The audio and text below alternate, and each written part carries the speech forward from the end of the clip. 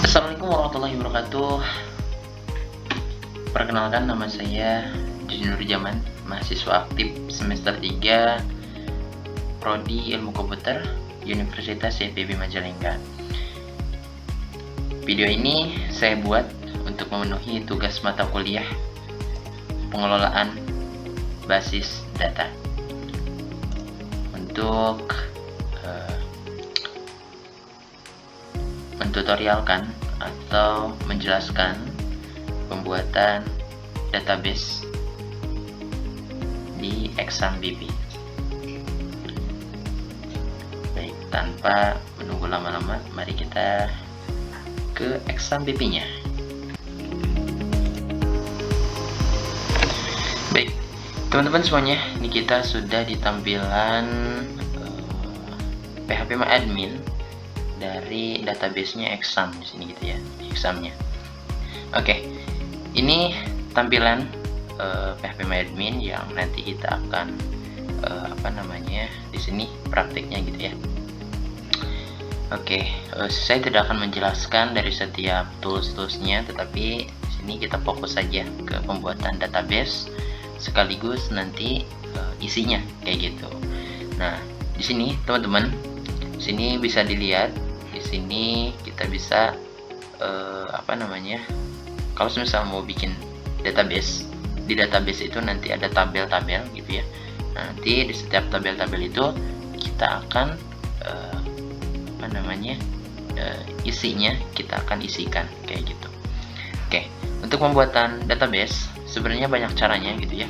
Kita bisa menggunakan sintak atau kita bisa menggunakan manual gitu ya. Di sini untuk manualnya, kita langsung saja di sini gitu ya. Contoh namanya itu db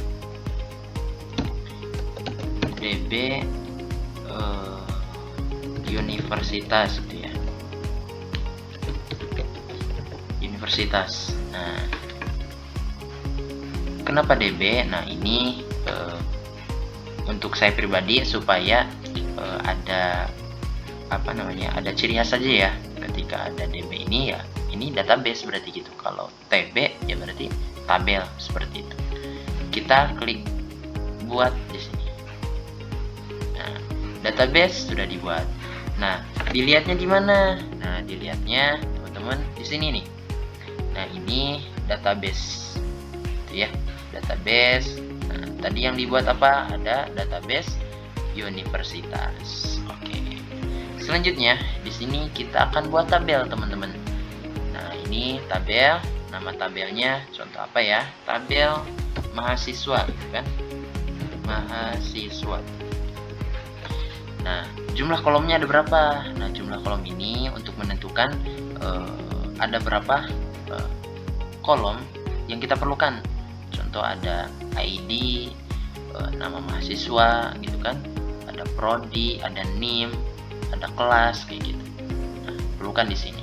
Contoh kita ada ID, NIM, nama sama kelas gitu ya. Kita akan buat 4 saja terlebih dahulu. Kita buat saja. Nah, di sini kita langsung buat saja. Nah, di sini teman-teman. Nah, di sini karena tadi kita ada 4 kolom. Nah, di sini udah kelihatan 4 kolom. Tetapi kalau semisal kita mau menambahkan kolom lagi, tinggal di sini saja. Kita memerlukan berapa, kita tinggal klik aja di sini. Memerlukan berapa gitu ya. Tapi kita cukup 4 terlebih dahulu. Nah, tadi yang dibuat tabel mahasiswanya ada di sini, teman-teman. Nah, gitu. Masukkan di sini. Yang pertama kita ada ID mahasiswa ya. Nah, kenapa kalau misalnya ada pertanyaan kenapa ini di sini harus terus ada strip gitu ya? Karena nanti kalau misalnya di tabelnya ini menggunakan ada spasenya gitu ya. Nah, kalau di sininya kita menggunakan garis bawah kayak gitu. Oke, di sini ID mahasiswa, tipe datanya kita menggunakan integer saja. Kenapa? Karena nanti di sini kita akan aktifkan auto incrementnya. auto incrementnya. Supaya apa? Supaya ID di sini nanti kalau misal satu data, nanti yang kedua datanya itu nomornya 2 gitu ID-nya. Seperti itu. Di sini kita premekaikan juga supaya jelas ya. Yang kedua kita ada NIM ya. NIM di sini kita tipe datanya varchar ya, varchar karena NIM ini nanti akan menyimpan akan mengandung angka panjang dan tidak dipakai untuk operasi matematika. Jadi NIM ini ya sifatnya kan NIM itu nggak ada yang sama gitu kan ya. Jadi kita menggunakan varchar kayak gitu. Oke, di sini kita cukup panjang ya, 15 saja gitu ya. Terus kita ada nama kita menggunakan varchar juga ya, varchar juga panjangnya 100 ya. Terus ada prodi, kita menggunakan varchar juga panjangnya cukup 50 ya. Di contoh ada prodinya ilmu komputer, psikologi gitu kan, perdagangan internasional, kesehatan dan lainnya begitu. Oke, kalau sudah gitu ya, yang lainnya teman-teman bisa abaikan terlebih dahulu gitu ya. Teman-teman bisa klik simpan. Oke, proses. Oke, tabel mahasiswa.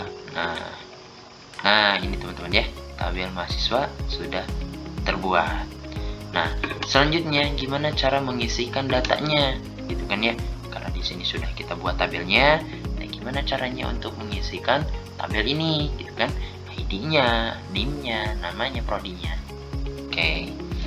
Nah, tadi sebagai informasi saja, gitu ya. ID mahasiswa ini sebagai primary key, gitu kan? Nanti di sini ya berurutan gitu ya, karena udah auto increment. Oke, kita bisa di sini teman-teman bisa klik tambahkan. Nah, di sini teman-teman ya, ID mahasiswa teman-teman bisa, nggak usah diisi juga nggak apa-apa, karena ketika nanti kita pasang NIM, contoh ya, NIM saya 245520110009 kayak gitu. Namanya Jun Nurjaman. Nah, ya, terus ada prodinya ilmu komputer. Nah, gitu. Ini kita sudah isikan, ID-nya gak diisi juga gak apa-apa. Oke, kita dua isikannya ya. Contoh ada Andi Pratama ya. Sorry, ini di sini harus ID ya. Di sini nama, di sini NIM-nya 245520110001 contoh itu ya. Nah, nama di Pratama, prodinya psikologi gitu ya. Psikologi contoh ya. Nah, tinggal kita klik, ini udah dua data ya, kita tinggal klik kirim. Nah, tinggal tunggu saja di sini.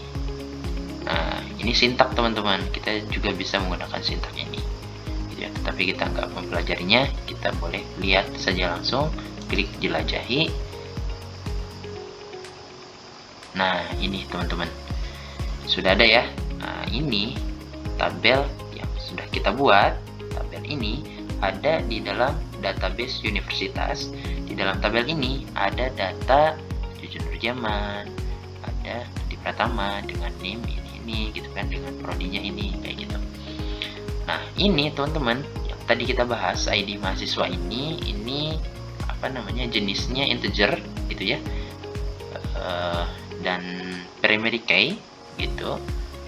Nah, terus auto increment gitu kan, ini nomornya nih. Kalau misal kita tambahkan nih, kita tambahkan lagi ya, tambahkan contohnya satu saja. Di sini ada Muhammad Rijal contoh gitu ya, supaya jelas isinya besar di awalnya. Muhammad Rijal, sorry guys. Nah, ini sini nama ya, sini 2455 contoh 13 gitu ya. database. Nah, prodinya perdagangan internasional. Nah, kita satu aja ya. Saya sudah menambahkan. Ini nggak diisi teman-teman ya, ID mahasiswanya. Nah, kita coba lihat bertambah nggak. Oke, sini.